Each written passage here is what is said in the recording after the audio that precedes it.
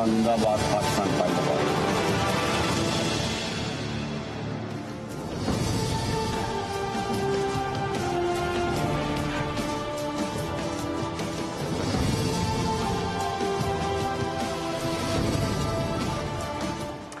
जी अस्सलाम वालेकुम। प्रोग्राम में आज बड़े अहम टॉपिक्स हैं, बड़े अहम मौज़ूआत हैं सियासी, जिन पे आज गुफ्तगू करनी है। एक तो अब से कुछ देर पहले पीडीएम का मखलूत हुकूमत का एक इजलास चल रहा था। इमरान खान ने पंजाब हुकूमत जब से वापस ली है, बजरिया मुस्लिम लीग काफ, बजरिया परवेज़ इलाही, वज़ीर आला पंजाब बन गए हैं परवेज़ इलाही। तो अब ये बात की जा रही है, क्या ये इमरान खान का एक दूसरा सियासी जन्म है? क्या इमरान खान अब अपना कम बैक कर चुके हैं सियासी? क्योंकि वफाकी हुकूमत से इमरान खान को निकालने के बाद शायद ये तस्वुर किया जा रहा था कि अब कम अज कम अगले 5-1 साल के लिए इमरान खान के लिए सियासी कम बैक करना मुश्किल हो जाएगा, क्योंकि जिन मुश्किल मुआशी हालात में इमरान खान की हुकूमत फंसी हुई थी, लेकिन उसको जिस तरह टर्न अराउंड किया इमरान खान ने, वो सबके सामने है और अब पंजाब की हुकूमत रिक्लेम कर ली है। तो क्या ये इमरान खान का सियासी कमबैक है? क्या इमरान खान रिटर्न्स कहा जा सकता है? क्या इमरान खान को अब रोकना मुश्किल ही नहीं, नामुमकिन हो जाएगा?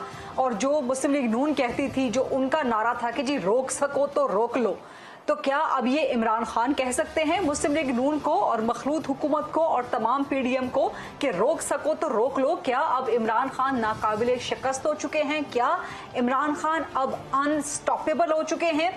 ये वो सवालात हैं जिनका जवाब लेने की कोशिश करेंगे। लेकिन इमरान खान के मुकाबले में अब मखलूत हुकूमत को जारहाना सियासत याद आ गई है। तो पंजाब गंवाने के बाद जो खास तौर पे मुस्लिम लीग नून को एक जारहाना हिकमत अमली की याद आई है, क्या ये देर से याद आई है या ये देर आयत दुरुस्त आयत है? क्या पंजाब अब नून लीग इमरान खान से वापस ले सकती है?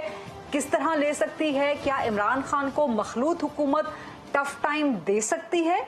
किस तरह दे सकती है? क्या पीटीआई के इस्तीफे मंजूर करवा के, खासतौर पर इमरान खान का इस्तीफा मंजूर करवा के मखलूत हुकूमत को टफ टाइम दे सकती है? क्या मुस्तकबिल में इमरान खान प्लस पीटीआई के खिलाफ हमें कोई केसेस नजर आएंगे? कोई नैब में केसेस, कोई एफआईए में केसेस? आज ही डीजी एफआईए को तब्दील कर दिया गया और कुछ चहमगोइयां हो रही हैं कि शायद जो साबिक डीजी एफआईए थे वो झूठे मुकदमात बनाने पर आमादा नहीं हो रहे थे पीटीआई के खिलाफ। अभी तक इस चीज की तस्दीक तो नहीं हो सकी, लेकिन क्या अब मखलूत हुकूमत ये सारे काम करके इमरान खान को टफ टाइम दे सकती है? क्या मखलूत हुकूमत अपना सियासी कमबैक कर सकती है? अपनी जो सियासी बका की इस वक्त जंग लड़ना चाह रही है, जो पीडीएम का भी कुछ देर पहले तक इजलास हुआ, तो क्या अपने आप को बचा पाएगी? ये बड़े अहम सवालात हैं। आइंदा का सियासी मंजरनामा क्या हो सकता है? क्या पंजाब असेंबली इमरान खान डिसॉल्व कर सकते हैं? क्या इलेक्शन हो सकते हैं? आगे होने क्या जा रहा है और आगे क्या होने जा रहा है? उससे पहले ये भी देख लें कि आज मुस्लिम लीग काफ का भी लाहौर में एक इजलास हुआ सेंट्रल वर्किंग कमेटी का, जहां पे चौधरी शुजात हुसैन और उनके साथ तारिक बशीर चीमा को पार्टी ओहदों से हटाने की बात की गई। अभी कहा जा रहा है कि थोड़ी ही देर में, जबकि हम प्रोग्राम रिकॉर्ड कर रहे हैं, तो सेनेटर कामिल आगा शायद मीडिया को ब्रीफ करेंगे। लेकिन जो दूसरी जानिब का मौक़िफ़ है चौधरी शुजात का, तारिक बशीर चीमा का, चौधरी सालक हुसैन का, वो कहते हैं जी ये जो लाहौर में इजलास हो रहा है इसकी कोई कानूनी हैसियत नहीं है। तो चौधरी शुजात हुसैन का अब अपना मुस्तकबिल क्या है और क्या मुस्लिम लीग काफ, हाउस ऑफ काफ में क्या फूट पड़ चुकी है? ये फूट कितना अरसा तक रहेगी? ये बड़े अहम सवालात हैं। इसके अलावा एक और टॉपिक जिस पे हमें ज़रूर बात करनी है, that is foreign funding. Muslim League नून ने ख़ास तौर पे, मखलूत हुकूमत ने जनरली और ख़ास तौर पर पीएमएलएन ने एक नया बयानिया अडॉप्ट कर लिया है कि जी पाकिस्तान तरीके इंसाफ के ख़िलाफ़ जो फॉरेन फंडिंग का केस है, जो 8 साल से इल्तिवा का शिकार है, अब उसका फ़ैसला महफूज कर लिया गया है। तो ये फ़ैसला क्यों नहीं आ रहा? तो फॉरेन फंडिंग केस का आखिर फैसला क्यों नहीं आ रहा? ये सब वो बड़े बड़े सवालात हैं जिन पे पाकिस्तान की सियासत आइंदा की बेस करती है। इनका जवाब लेने की कोशिश करेंगे और इनका जवाब आज हम प्रोग्राम में लेंगे। मुल्क के मशहूर और मारूफ लीडिंग जर्नलिस्ट और इंटेलेक्चुअल्स आज हमारे साथ मौजूद होंगे, एनालिस्ट भी। प्रोग्राम के फ्लोर को डिबेट, डिस्कशन, क्वेश्चन आंसर के लिए ओपन करते हैं। मेरे साथ सबसे पहले मौजूद हैं लाहौर से सीनियर सहाफ़ी हैं, तज्ज़ियाकार हैं मुबशिर लुकमान साहब, PNN पे अपना बड़ा ज़बरदस्त प्रोग्राम करते हैं।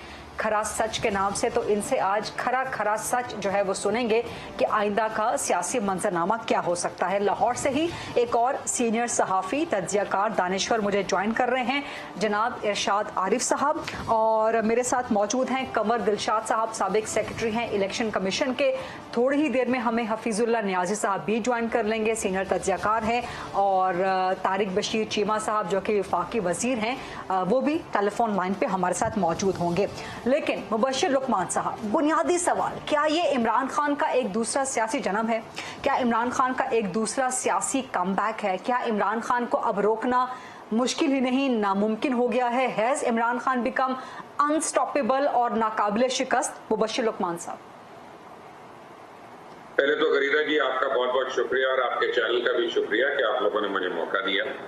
मैं आपको एक बात बताऊं कि अगर आप स्वॉट एनालिसिस करती हैं ना किसी भी चीज का, तो आपको ये नजर आएगा कि इमरान खान की पंजाब में हुकूमत है, इमरान खान की KPK में हुकूमत है, मोर और लेस बलूचिस्तान में भी उनका हुकूमत में हिस्सा है, गिलगित बल्तिस्तान में भी उनकी हुकूमत है, आजाद कश्मीर में भी उनकी हुकूमत है, और उसके बाद इस मुल्क की जो सबसे बड़ी अपोजिशन है वो भी इमरान खान की लीड कर रही है। तो यानी बैक वक्त मैंने तो जिंदगी में पहली बार, और इसमें ऐड कर लें, इसमें ऐड कर लीजिए प्रेसिडेंट भी पाकिस्तान तहरीक इंसाफ का है।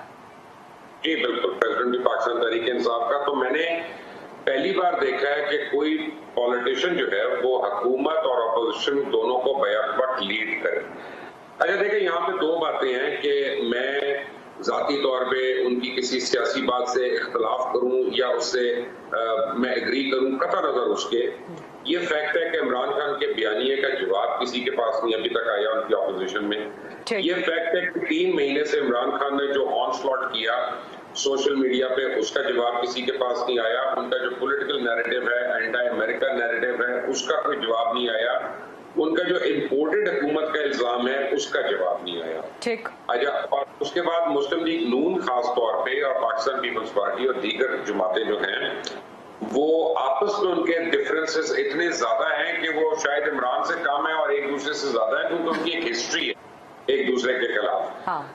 तो यहाँ पे इमरान खान को बहुत एडवांटेज हो रही है, और मैं ये समझता हूँ कि अगर नून लीग ने जिंदा रहना है और उसने वापस आना है सियासत में वो बैंग, तो एक बात गरीदा जी मेरी याद रखिएगा कि बगैर मरे तो जन्नत किसी को नहीं मिलती।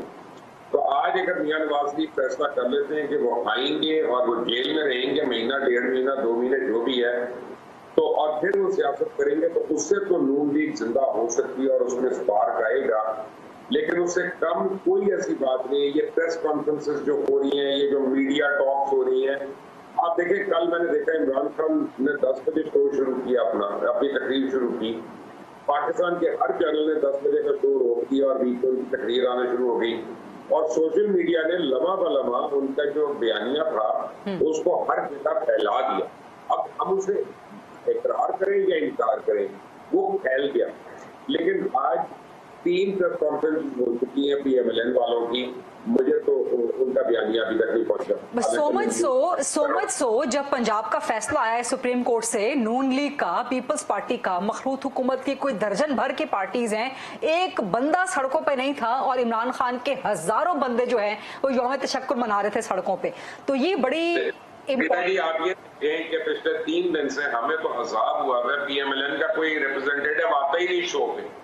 हाँ। उनको वो अवॉइड कर रहे हैं, पहले फोन अवॉइड करते हैं, फिर हमारी सवाल अवॉइड करते हैं, फिर शो पे आना ही अवॉइड कर देते हैं। ऑल इन ऑल अगर PDM ने they really want to give a tough time to Imran Khan, then they have to think out of the box, and whatever they are doing is not enough. ठीक, इरशाद आरिफ साहब, आपका तज्जिया क्या होगा? क्या ये इमरान खान का एक दूसरा सियासी जन्म है? क्या आप समझते हैं कि अब इमरान खान सियासी तौर पे नाकाबिले शिकस्त हो चुका है, अब उसको रोका नहीं जा सकता? पंजाब के बाद अब विफाक की तरफ अगर वो पेशकदमी करता है तो वो अनस्टॉपेबल है, और जो PDM इस वक्त जारियाना हिकमत अमली सोच रही है अभी तक कि हमें आइंदा करना क्या है, तो आप समझते हैं कि PDM भी कोई कम बैक कर सकती है, कोई टफ टाइम दे सकती है इमरान खान को? देखें, PDM और मुस्लिम लीग नून उस दिन सियासी जंग हार गई थी जब उसने कासिम सूरी की जो रूलिंग थी उसके बाद जब इलेक्शन का ऐलान हो गया तो उन्होंने इलेक्शन की बजाय हुकूमत में जाना पसंद किया। अगर उस वक्त पीडीएम सियासी बसीरत का मुजाहरा करती, इलेक्शन में चली जाती, तो वो बेहतरीन वक्त था इमरान खान को शिकस्त देने का, क्योंकि इमरान खान की इलेक्शन की तैयारी नहीं थी। इमरान खान उस वक्त अपना कोई नैरेटिव नहीं बना सका था। इमरान खान पर 3.5 साल की हुक्मरानी का बोझ था।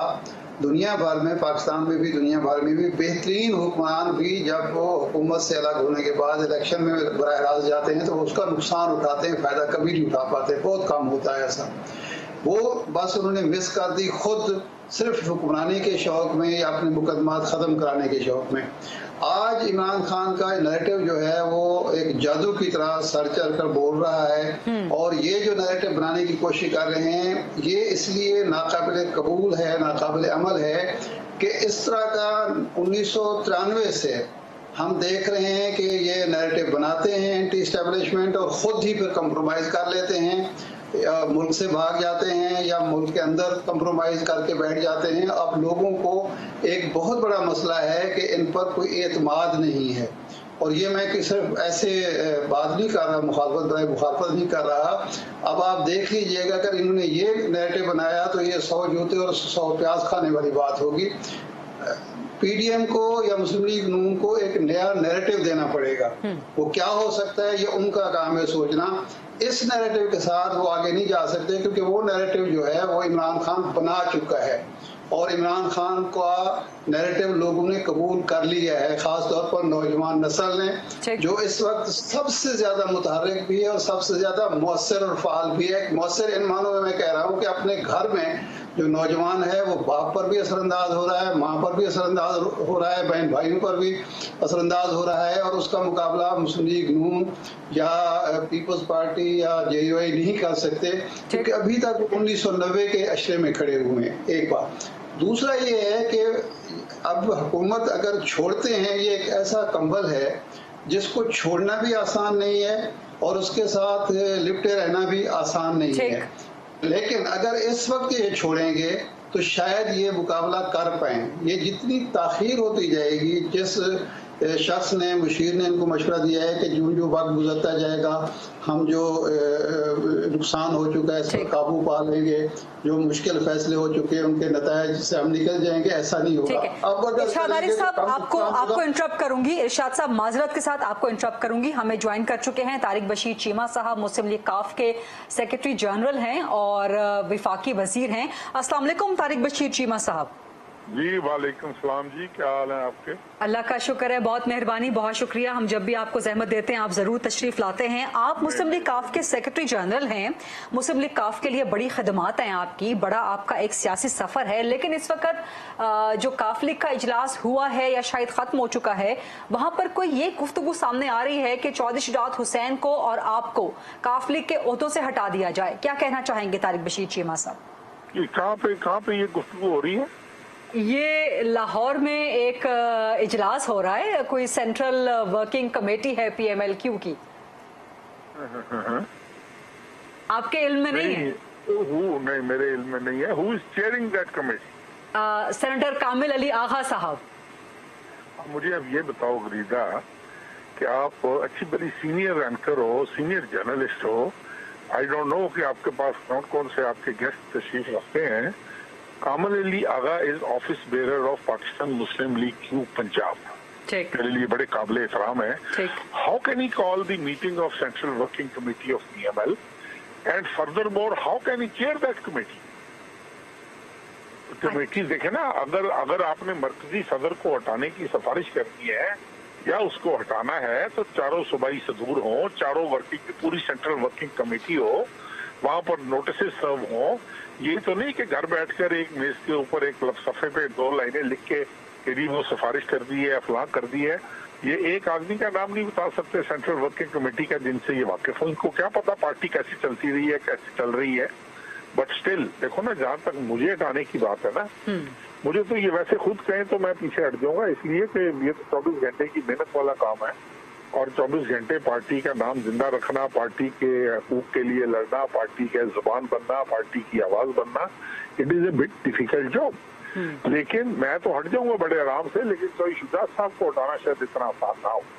वो पार्टी के सदर हैं और पार्टी के, उन्होंने पार्टी बनाई है, वो पार्टी के सदर हैं, उनको हटाना शायद इतना आसान ना हो।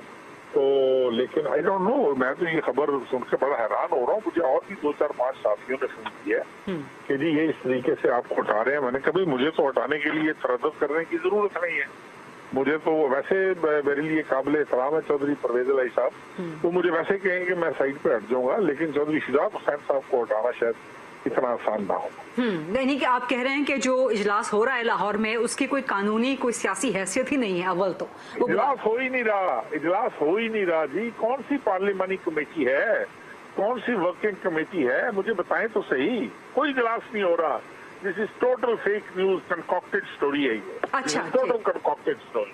अच्छा, सारी जिंदगी से हम मतलब जानते हैं इन कामों को। ये काम जो है हम देखते आए हैं, करते आए हैं, लेकिन मेरा नहीं ख्याल, आई डोंट थिंक सो इस तरह की। अच्छा, क्योंकि मीडिया रिपोर्ट्स पे आ रहा था इस वक्त, तो चूंकि मैं आपसे बात कर रही हूँ, आपकी मेहरबानी है, हम आपको रिकॉर्ड कर रहे हैं, तो मीडिया रिपोर्ट्स पे आ रहा था कि सेनेटर कामिल आगा कुछ देर में ब्रीफिंग भी देंगे। अगर वो ब्रीफिंग दे देते तो मैं आपसे वो भी उस पर बात कर लेती, लेकिन हाँ जरूर, आप जरूर मुझसे पूछ लीजिएगा। तो सेनेटर कामिल अली आगा साहब जो हैं वो मुझे वाकई मेरे इल्म में नहीं है। It would be an information for me कि वो किस कैपेसिटी में वो पंजाब मुस्लिम लीग के सेक्रेटरी होने के नाते वो सेंट्रल वर्किंग कमेटी के इजलास की सदारत कर रहे हैं। It is a news for me.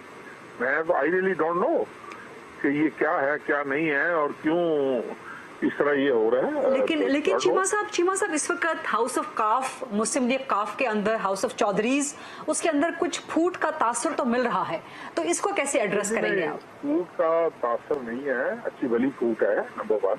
अच्छा। और दूसरी बात मैं आपको बता दूं कि अभी चूंकि वजीर आजम साहब तशरीफ लाए थे चौधरी शुजात साहब की रिहाइशगाह पर इस्लामाबाद जी, मैं तो अभी ट्रेवल कर रहा हूँ, तो मुझे भावलपुर जाना था, तो ये अभी तशरीफ लाए हैं, वो होकर गए हैं। तो मेरा ख्याल में उस गुस्से का इजहार जो है ना, ये कंकॉक्टेड स्टोरी बनाई गई है। अच्छा। इसको मीडिया पे फ्लोट कर दिया गया। ठीक, ये तो इजलास की बात हो गई ना, आपने खुद एडमिट कर लिया। मैंने तो चने जरा मुरव्वत में जरा आजिज़ी के साथ मैंने कहा चने जी फूट का तासुर है, आपने कहा नहीं जी ठीक ठाक फूट है।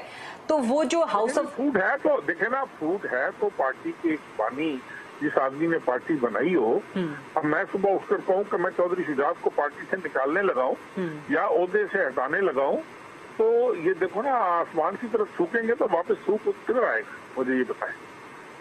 वो आदमी है जिसने पार्टी बनाई है। तो फिर ये पीएमएलक्यू आगे कैसे चलेगी? जब आप उसको एडमिट कर रहे हैं कि ठीक ठाक किस्म की फूट है, तो फिर आप लोग आगे कैसे चलेंगे? नहीं, मैंने पार्टी के अंदर फूट की बात जो है ना वो इस अंदाज में नहीं की। आपने कहा कि हाउस ऑफ चौधरी में फूट है, फूट की खबरें आ रही है। मैंने कहा नहीं, खबरें नहीं, फूट है।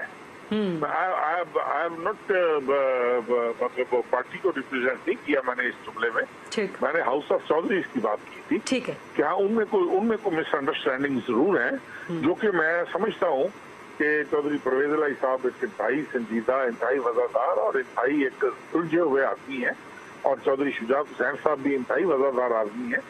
उनको ये इस तरह के वाकयात नहीं होने चाहिए थे, लेकिन ऑल ऑफ ए सडन ये कह देना कि किसी चीज को आप पॉइंट ऑफ नो रिटर्न पे ले जाओ अपनी अना की खातिर, अपनी जिद की खातिर कि मैंने एक गलत फैसला किया है और मैं उस गलत फैसले को मजबूर करूंगा लोगों को कि आप मानो मेरे इस गलत फैसले को कि मैंने ये गलत हरकत की है, तो लोग नहीं मानते।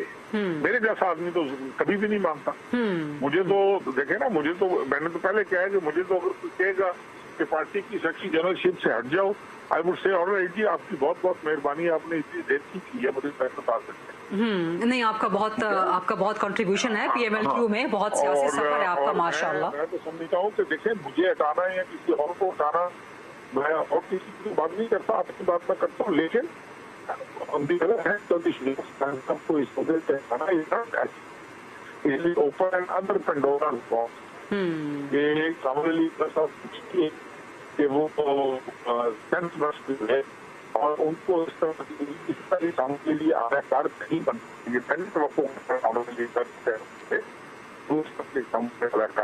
चीमा साहब, एक आखिरी सवाल आपसे ये है कि जिस तरह आपने खुद एडमिट किया कि हाउस ऑफ चौधरीज में इख्तलाफ तो है बहुत ज्यादा, तो क्या चौधरी शुजात हुसैन और चौधरी परवेज इलाही के दरमियान वर्किंग रिलेशनशिप हो सकती है? प्लस अब आप तारिक बशीर चीमा साहब और चौधरी सालक शहबाज शरीफ की काबीना में हैं, चौधरी परवेज इलाही वजीर आला पंजाब हैं, तो क्या शहबाज शरीफ और वजीर आला पंजाब के दरमियान कोई वर्किंग रिलेशनशिप हो सकती है? देखिए जी, ये तो कहना बहुत कबल अज़ वक्त होगा कि वर्किंग रिलेशनशिप हो सकती है कि नहीं हो सकती। लेकिन देखें कि ये नौबत क्यों आई। ये नौबत इसलिए आई कि चौधरी शुजात हुसैन साहब ने एक स्टैंड लिया था कि उन्होंने इमरान खान के साथ नहीं चलना। इसलिए नहीं चलना कि हम जितनी भी कबाहतें इस मुल्क में इस वक्त हैं, हम समझते हैं राइटली और रॉन्गली कि इसके जिम्मेदार सिवाय इमरान खान साहब के और कोई नहीं है। उनकी नाअहली, उनको काम का पता ना होना, उनकी नालायकी, उनके दौर में जिस अंदाज में करप्शन हुई, जिस अंदाज में स्कैंडल्स बने, जिस अंदाज में सारी चीजें सामने आई, उसके बाद चौधरी शुजात हुसैन साहब ने एक मौक़िफ़ इख्तियार किया कि नहीं, हमने इनके साथ नहीं चलना, लेट अस वर्क। कि अगर कोई एक ऐसा जमहूरी सिस्टम आता है कि अदम एतमाद के जरिए जिसमें कोई इलीगल चीज ना हो, तो उन्होंने किया, जिसमें चौधरी परवेज इलाही साहब की राय भी शामिल थी इस वक्त। उसके बाद अचानक क्या हुआ क्या नहीं हुआ, दैट गॉड नोज बेटर। यहाँ चौधरी साहब ज्यादा बेहतर अंदाज में बता सकते हैं, हम तो एक छोटे से कलपुर्जे हैं। लेकिन वर्किंग रिलेशनशिप हो जानी चाहिए, हाउस ऑफ चौधरीज में तो हो जानी चाहिए। दोनों भाई हैं, दोनों में आज तक कभी इख्तलाफ नहीं हुआ, ये पहली दफा हुआ है और मैं समझता हूँ कि हो जानी चाहिए। हमारा कोई इशू नहीं है गरीजा, हमें तो एक दफा छोड़ के अगर हमारी कुर्बानी देने से, हम पे छुरी फेरने से अगर पार्टी बचती है, हम पे छुरी फेरने से अगर वर्किंग रिलेशनशिप बनता है, 100 दफा बने। हमें खुद कहें, हम खुद रिजाइन करके साइड पे हो जाएंगे। मेरी मैं सेक्रेटरी जनरल के ओहदे से इंसाफ नहीं कर पाता। तो वर्किंग रिलेशनशिप तो देखें, ये this is always marriage of convenience. जब जरूरत पड़ेगी दोनों को तो शायद वर्किंग रिलेशनशिप बन जाएगी। जितनी देर जरूरत नहीं पड़ेगी, अभी तो देखे ना, अभी तो ताजी अभी तो this is the honeymoon period, let it be over, तो उसके बाद फिर बात करेंगे ना आगे कि क्या होता है क्या नहीं होता। ठीक है, बहुत बहुत शुक्रिया तारिक बशीर चीमा साहब, PMLQ के सेक्रेटरी जनरल और विफाकी वजीर, हमसे बात कर रहे थे। और इसके बाद हम वापस अपने जो पैनल है उसकी डिबेट की तरफ आएंगे, लेकिन एक छोटी सी ब्रेक का वक्त हुआ है। Let's take a short quick break, वापस आएंगे। मुबश्शिर लुकमान साहब, हफीजुल्लाह न्याई साहब भी ज्वाइन कर चुके हैं, इरशाद आरिफ साहब हैं और कमर दिलशाद साहब भी मौजूद हैं। Let's take a short quick break, then come back.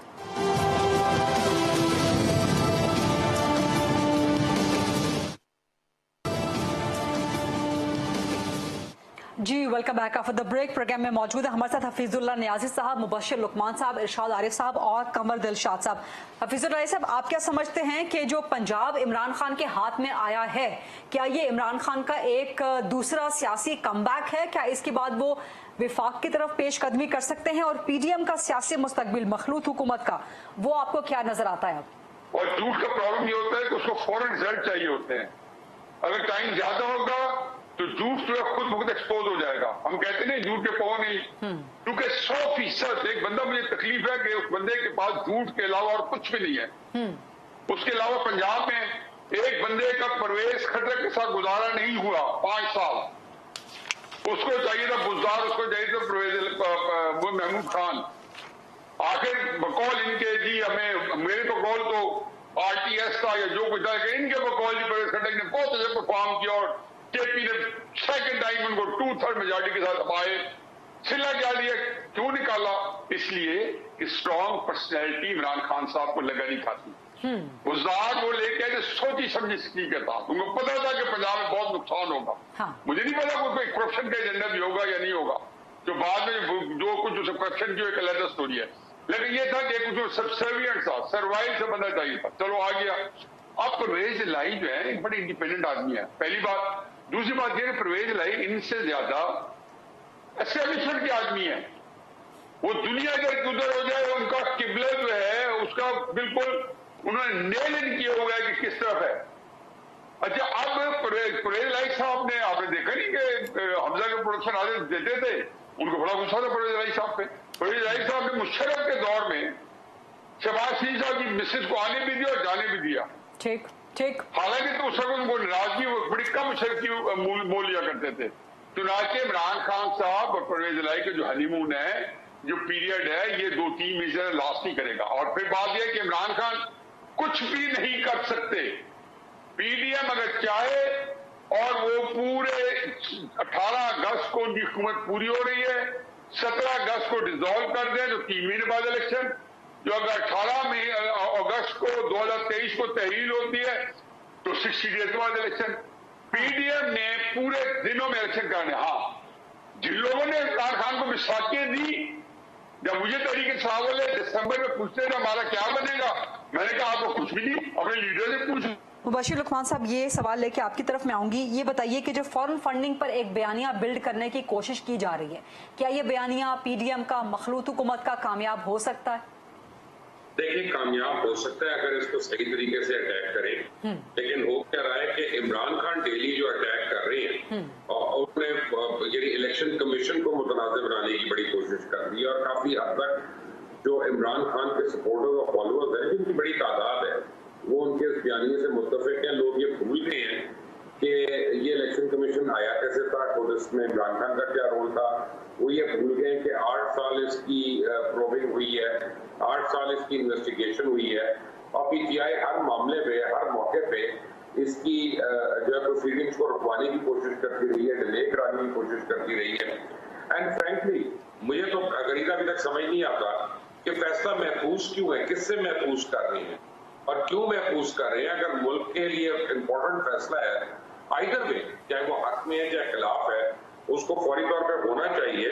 लेकिन अभी तक मैं देख रहा हूँ कि पीटीएम जो है वो they are not able to build a consensus on that. आपको लगता है कि इस फॉरेन फंडिंग केस में मुबशिर लुकमान साहब कोई इमरान खान के लिए कोई परेशानी की बात है, कोई पीटीआई पे वर्स्ट कम वर्स्ट पाबंदी लग सकती है, इमरान खान को ना अहल, क्या इतनी एक्सट्रीम कोई डिसीजन आ सकता है मुबशिर लुकमान साहब? काफी कुछ हो सकता है। देखिए गरीदा, फॉरेन फंडिंग 3 किस्म की होती है। एक तो होती है कि अफराद अगर आपको फंड कर दें, ठीक, और वो टैक्स पेयर्स हैं अपने अपने मुल्क में कि नहीं, उन्होंने डिक्लेयर किया वो फंड कि नहीं किया। दूसरा, अगर कोई कंपनीज आपको करती हैं, भाई वो कंपनीज क्यों करेगी, उनका कॉर्पोरेट इंटरेस्ट क्या है, क्या आपने आके करप्शन की अपने दौर में उन कंपनीज को फायदा पहुंचाने के लिए। तीसरा, अगर किसी ममालिक ने या एजेंसी ने दूसरे मुल्कों की फ्रंट में रख के आपको फंडिंग की है तो वो तो डायरेक्ट इंटरवेंशन है ना पाकिस्तान की सिक्योरिटी अपरेटस के साथ। तो ये तो बड़ा सीरियस केस है और इस पे बैन होना तो दूर की बात है, इसमें बहुत कुछ होना है। अच्छा। और 8 लोगों के नाम पे अकाउंट्स है डायरेक्टली, जिनमें इमरान खान भी है, तो उनके ऊपर तो बड़ा लंबा चौड़ा बैन लग सकता है पॉलिटिक्स में आने के लिए। अच्छा। और हो सकता है पार्टी को अपना नाम बदलना पड़ जाए, इंतखाबी निशान बदलना पड़ जाए दोबारा से अगर उन्होंने कंटेस्ट करना हो। तो it's not touch and go, it's not कि 38 करोड़ रुपीस है वो जमा करा देंगे नेशनल एक्सचेकर में तो मामला हो जाएगा। इट स्टार्ट्स फ्रॉम देयर और खत्म कहां पे होता है ये इलेक्शन कमीशन बता सकते हैं। ठीक है इरशाद आरिफ साहब, आप क्या समझते हैं कि फॉरेन फंडिंग के हवाले से जो एक बयानिया बनाने की कोशिश कर रही है पीडीएम, क्या ये बयानिया कामयाब हो सकता है? फॉरेन फंडिंग का महफूज फैसला महफूज ही रहे या उसको जल्द अज जल्द सुना देना चाहिए? क्या उसमें इमरान खान के लिए, पीटीआई के लिए कोई प्रॉब्लम है? और आप शायद कुछ कमेंट करना चाह रहे थे पीएमएलक्यू के मामलात के हवाले से, इरशाद आरिफ साहब। जी, गुजारिश है कि इलेक्शन कमीशन बाकायदा वजाहत कर चुका है कि ये फॉरेन फंडिंग का केस नहीं है, ये ममनुआ फंडिंग का केस है।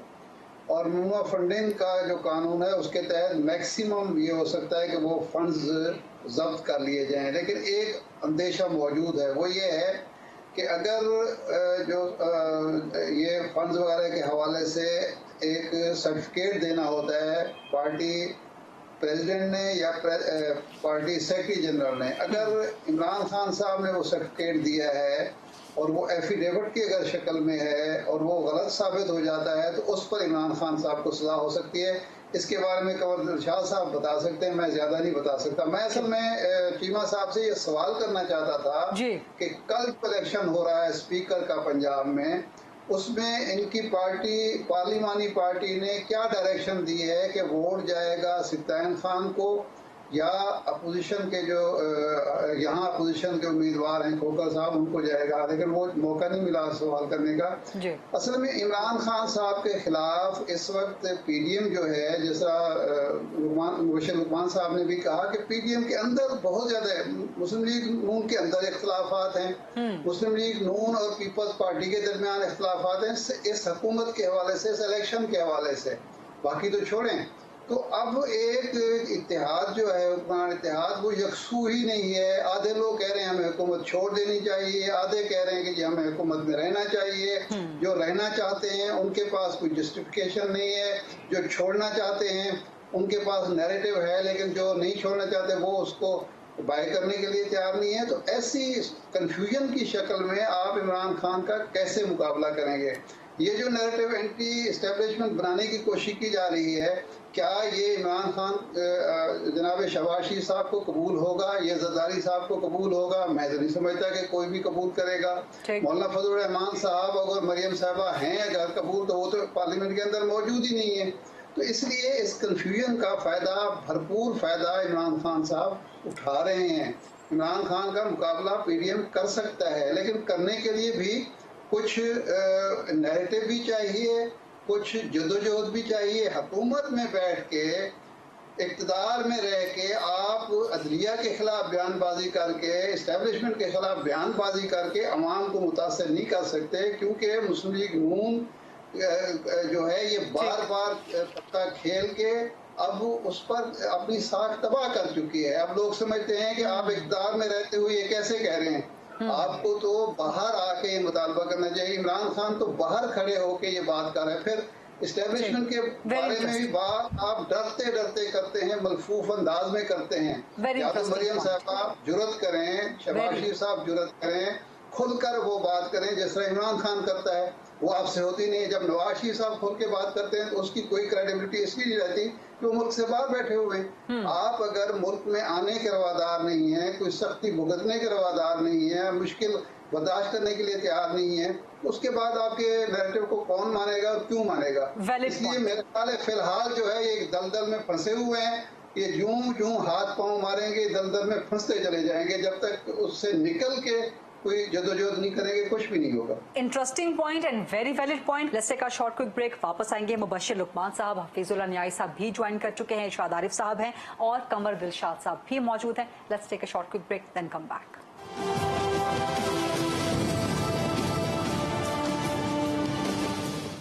जी welcome back after the break. Qamar Dilshad साहब, फॉरेन फंडिंग का केस, इसका फैसला महफूज कब तक महफूज रहेगा? क्योंकि एक सियासी बयानिया डेवलप होना शुरू हो गया है कि शायद लाडले के लिए कानून कोई और है, उसको बचाया जा रहा है, ये सियासी बयानिया है।